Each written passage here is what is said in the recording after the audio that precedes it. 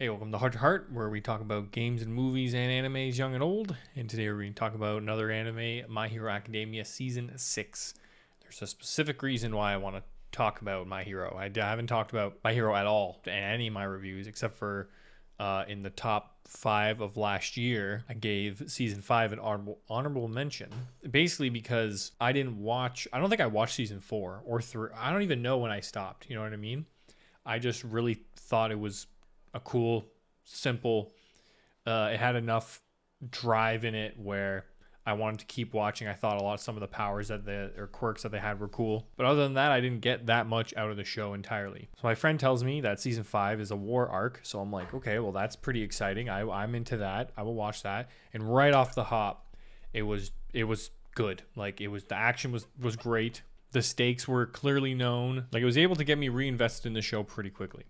So then season six rolls around. And my, oh my, was that a emotional roller coaster of a season. I was not expecting that. I don't read the manga. I don't really keep up with any of that stuff. So I didn't know what was going to happen or where it was going to go. But I think that season 6, I have a very hard time believing that even the next season with it being a climax, and I'm pretty sure season 7 will be a climax, right? And it'll be the end of the show, let's say.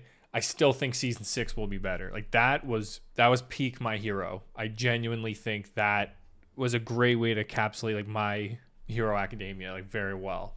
Like Deku goes through so much in this season, and the way that everything up until this point he's been like, I fight for my friends. I am team friendship, like never give up type of thing. And he finally kind of breaks. You see a different side, but the whole character arc, it's kind of all within this season. It's building up to this. It goes one way and then it comes back around, all within this season basically, which I think is good. And you almost don't realize how much of a core, like he is the rock. He is the core component of the entire show and of every single person at the school. And that is echoed like very heavily. Like you get more personal reasons from every single character why they are rooting for Deku and why they're trying to support him and what they're doing to stop the bad guys, basically, to not reveal too much. And they've hammered home more of a what is good and what is evil in this season. Like that is hammered home a lot more because the bad guys do a lot of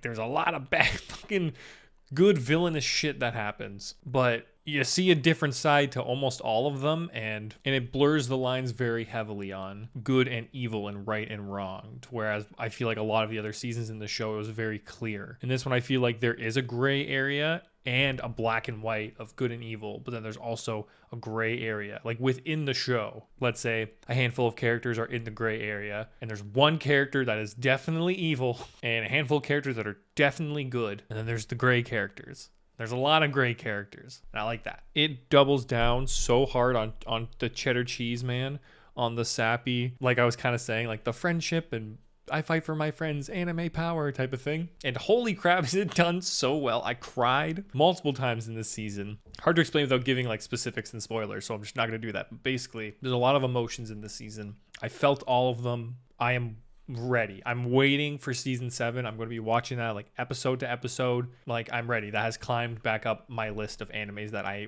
need to keep up with. They have some peak moments. There's kind of every season kind of has like a peak moment. And this one, holy crap, it incorporates a lot of characters. It's very emotional and it's flashy as hell. They're going like the speed of light. It is crazy. I love it. And there's a whole speech there too. It's so anime.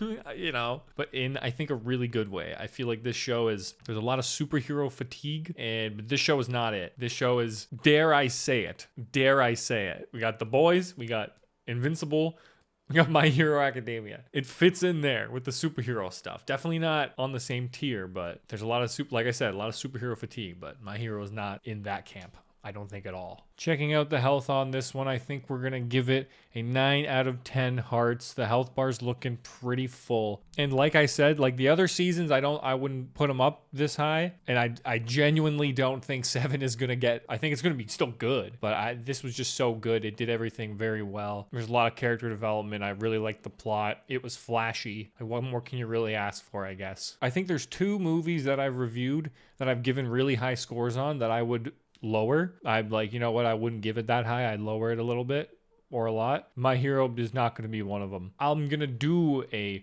review when it's all done and do a thing, encapsulation, do a review when everything's done, talk about the whole show in general. And I'll even probably still not watch the seasons I haven't watched. And I'll take that into account. But until then, this is my channel, Just Jacob, where I almost have more videos than subscribers. We are doing it live. I got some other anime reviews out, some other movie reviews. I got an Elden Ring randomizer going on right now as well via twitch.tv/thepitlive. Well, wherever you are, good afternoon, good evening, good night. Thank you for clicking on my video out of all of the other ones on the internet. And we'll see you soon, maybe. Who knows? Okay, bye.